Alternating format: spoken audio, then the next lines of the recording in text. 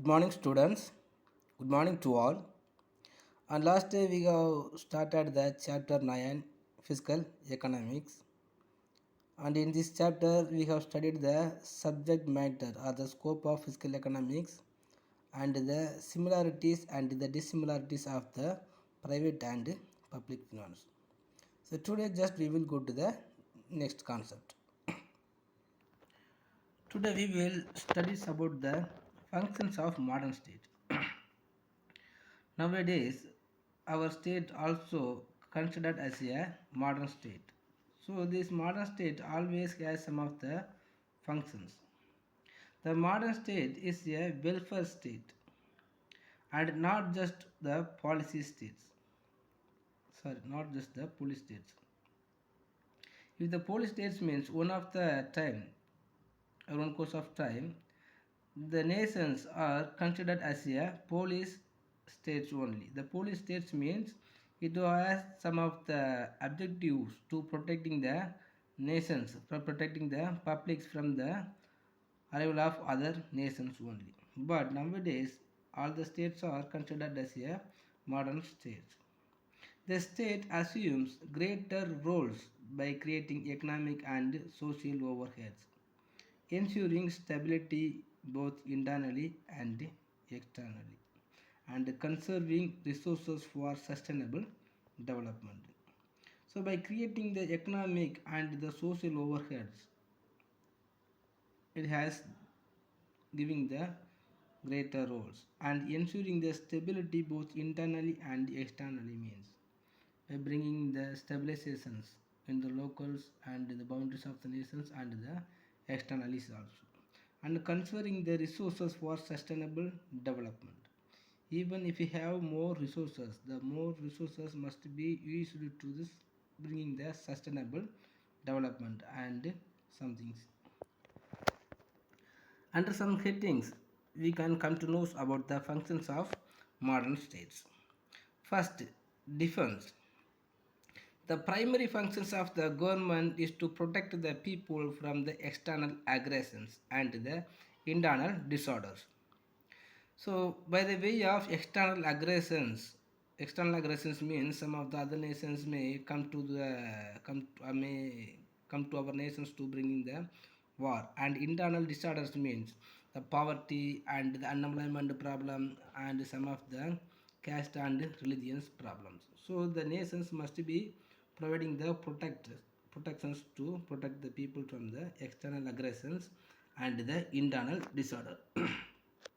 The government has to maintain adequate police and military forces and rendering the protective services. So it is the main functions of the modern state. Next, judiciary. So rendering the justice and settlement of disputes are the concern of the government. Some of the disputes are there.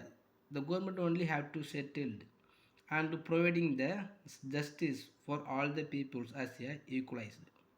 So it should provide adequate judicial structure to rendering the justice to all the classes of citizens. Next, enterprises. The regulations and control of private enterprises fall under the purview of the modern state. So even if there is more private organizations and the private enterprises are there, the government only have to take all the responsibilities to regulate and to control the enterprises. So ownership of certain enterprises and operating them successfully are the responsibilities of the government. Even though if the governments are providing the rights to conducting the enterprises, some of the most dominant or most important enterprises are controlled and undertaken by the government only for the purpose of providing protections and the unemployment problem and bringing the economic development. Next is social welfare. So it is the duty of the state to make the provisions for education, social security, social insurance, health and sanitation for the betterment of the people in the countries. So what are the things are the considered as a social welfare? So all the things have to provided by the government only. because the private organizations and the private nations can have no power and no rights, no interest to providing at all. So next, infrastructure facilities. So modern states have to build the base for the economic development of the country by creating the social and economic infrastructures. If the government want to bringing the growth and development, so that nations must providing or must creating the social and economic infrastructures. Social infrastructures means, as we have studied already, the education, social security, social insurance, health and sanitizations. And the economic infrastructures means, so what are the things are needed to improving the economic development? All these things are considered as economic infrastructures. The transport facilities, road facilities, and the proper monetary and fiscal policies, and the proper consolidations of the holding lands, everything also considered as social infrastructures. Next, macroeconomic policies. The government has to administer fiscal policies and monetary policies to achieve macroeconomic goals. Already we have studied, if any of the government want to achieve their macroeconomics goals, so that nations must bring and implementing the proper macroeconomic policies. Macroeconomic policies mean the monetary policies and the fiscal policies. By bringing and implementing the proper or the so peculiar monetary policy and the fiscal policies only, it is possibilities. Next, social justice. During the process of growth of an economy, certain sections of the societies gain at the cost of others. So whenever nations are going to reach or attain the base of one of the boom level of the trade cycles, some particular people only will get most benefit and other peoples will not get the benefit.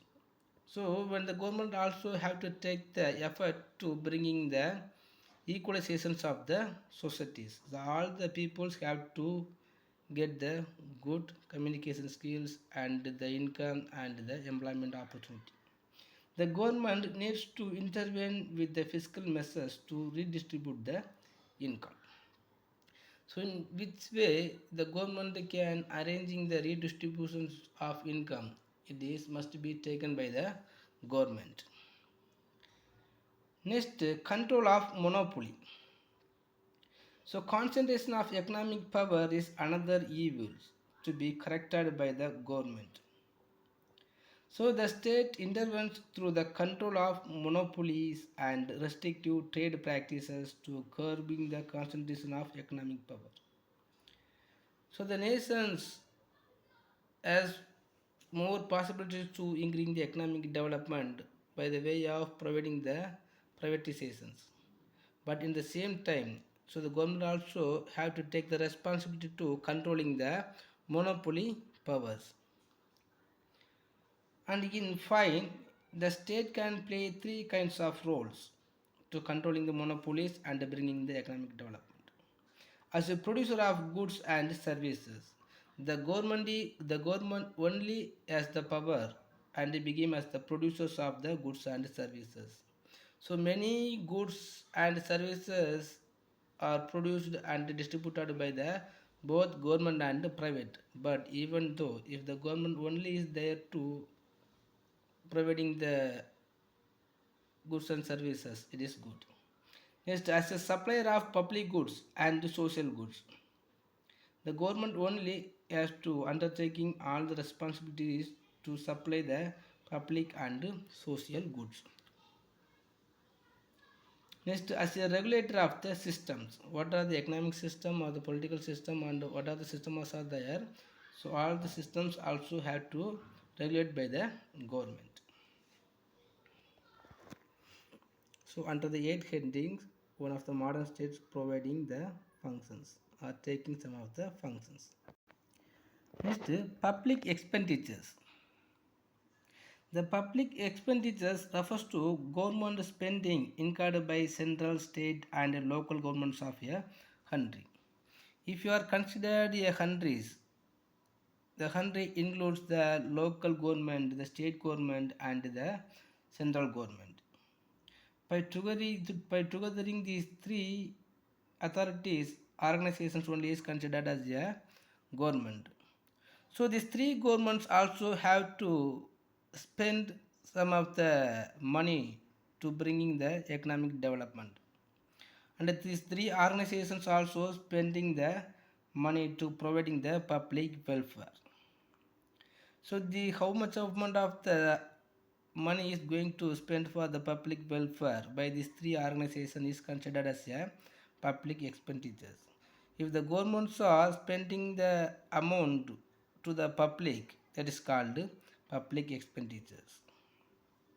So the public expenditures can be defined as the expenditures incurred by the public authorities like central, state and local governments to satisfy the collective social wants of the people is known as public expenditures. Some of the individual, not only the individual people's wants is considered as a public expenditures. The collective social wants of the people. If the governments are satisfy the collective social wants of the people is known as public expenditures by providing some of the facilities or the social welfare. Next, classification on public expenditures. So we can easily classify the public expenditures as a two way. First, the public expenditure is classified on the basis of benefits. So the two type of economists or the two economists, the Gohan and the Blehan, have classified the public expenditures on the basis of benefits into the four classes. By understanding the benefits, we can classify the public expenditures. First, public expenditures benefiting entire societies. The public expenditures benefiting the entire society. For example, the expenditures on the general administrations, defense, education, public health and transports, and hygienics and sanitations, everything's also made by the government for all the peoples without any discriminations. Next, some of the public expenditures conferring a special benefit on certain people and at the same time common benefit on the entire community. First one is administrations of justice or etc. If you are having the good justice, some of the particular people will get more benefit. Particular people mean if any of the peoples are bothering about from any of the problems, he will get more benefit, and because of that other people also will have the confidence on the government, and he also have some of the benefit.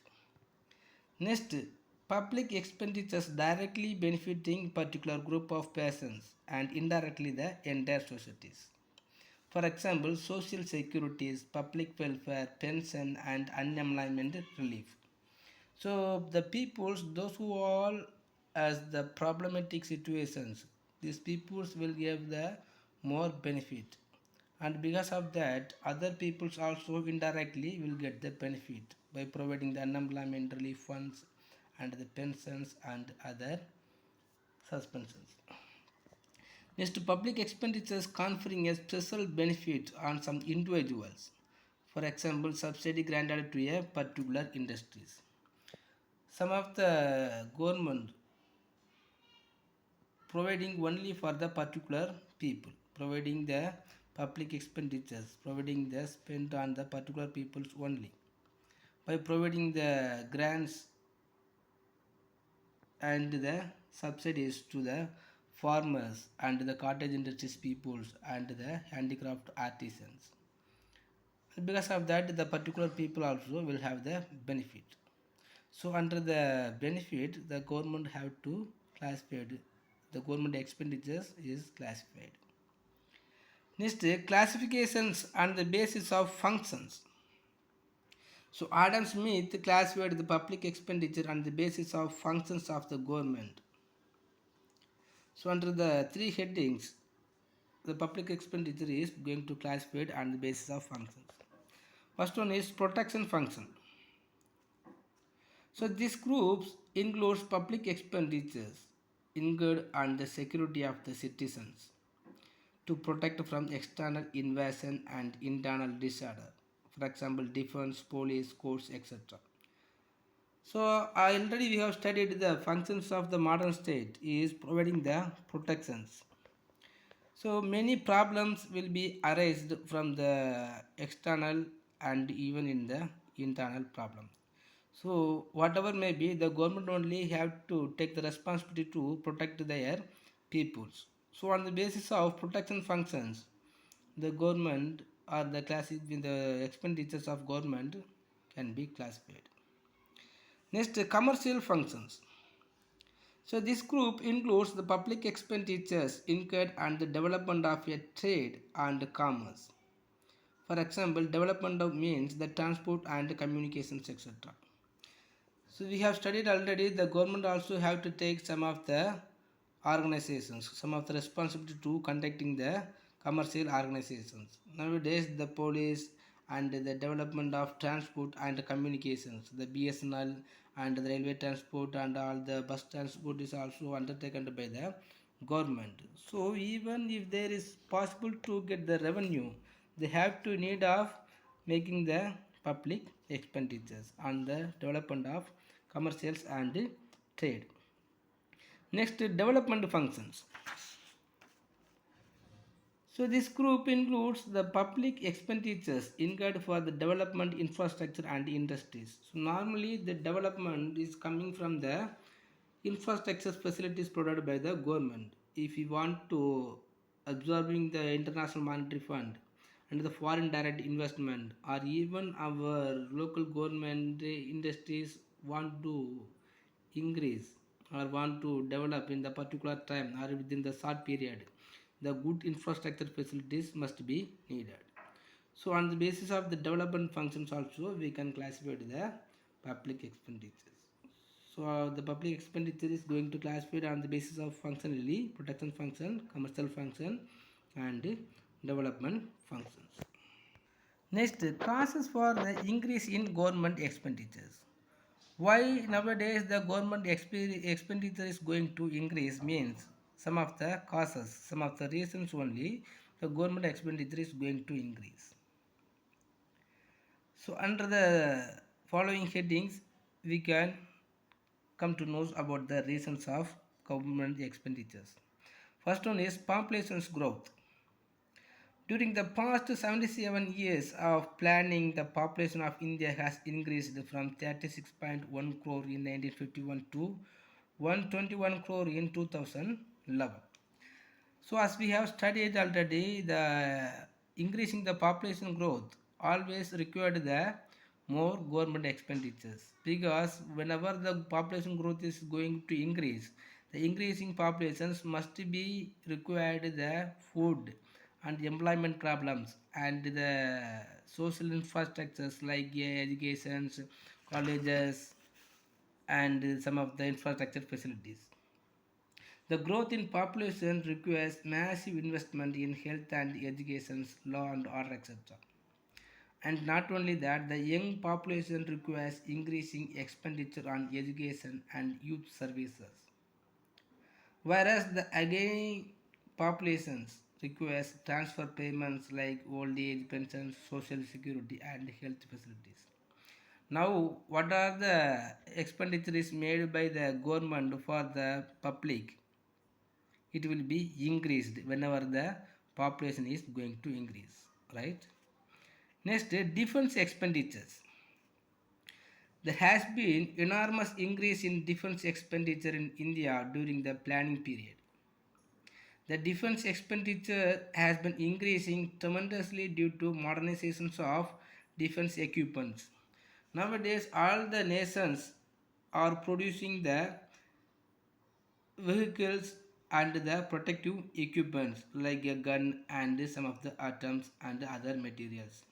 And our nations also now beginning from the developing nations to developed nations. So we also will be in the need of having the more weapons. So the government also has to protecting and has to increasing and has to strengthening the defense. So the defense also will be have the more expenditures.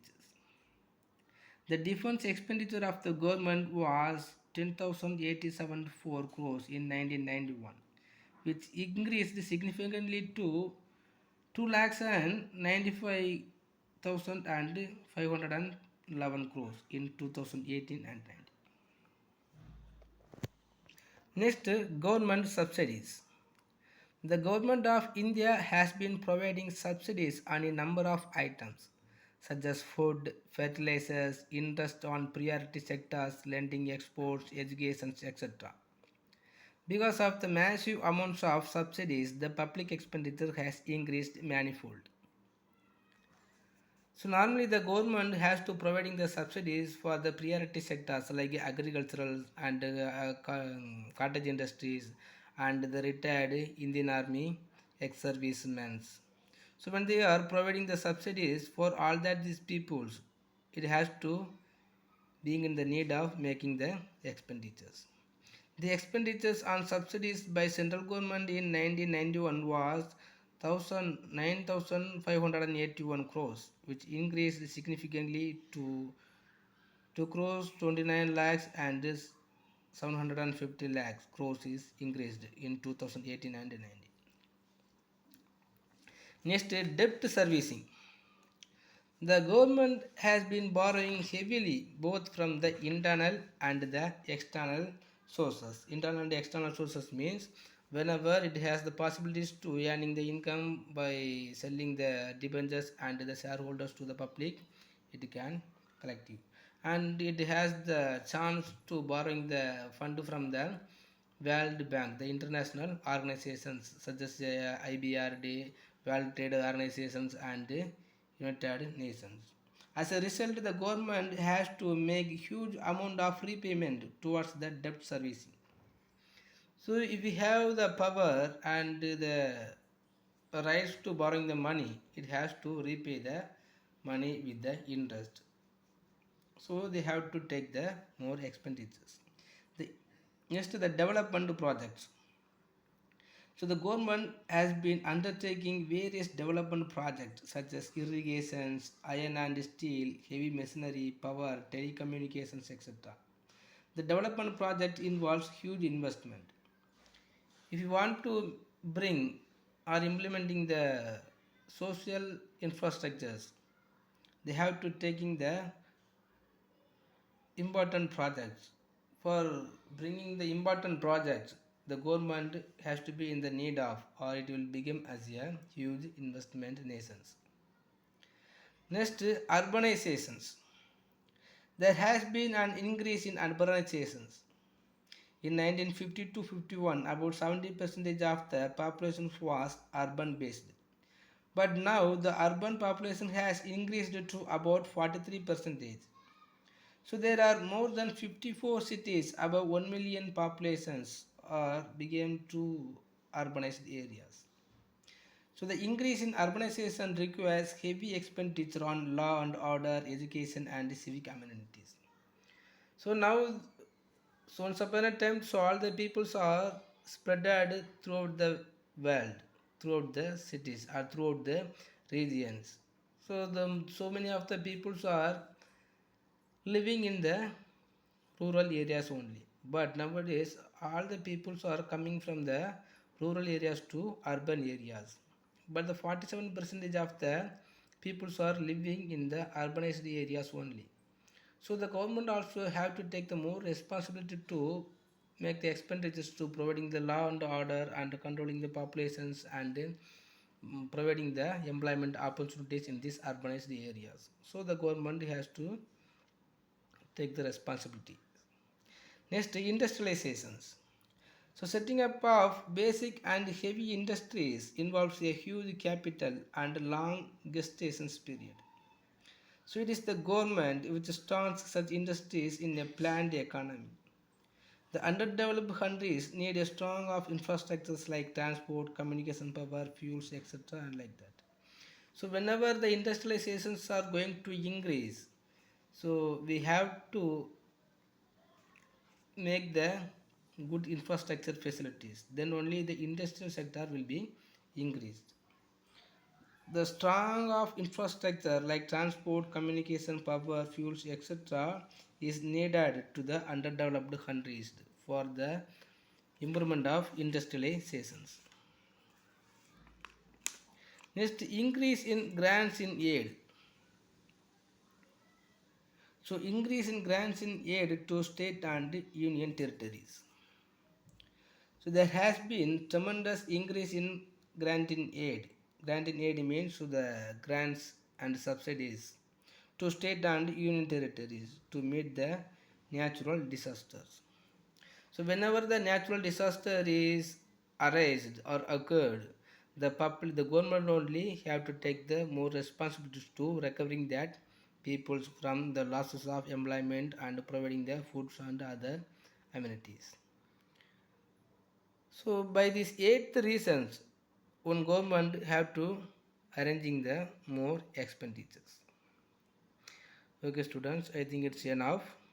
If you have any doubts in these causes of increase in government expenditures and the classifications of public expenditures, just please ask me, and just to take the causes of government expenditures as your study portions. Thank you.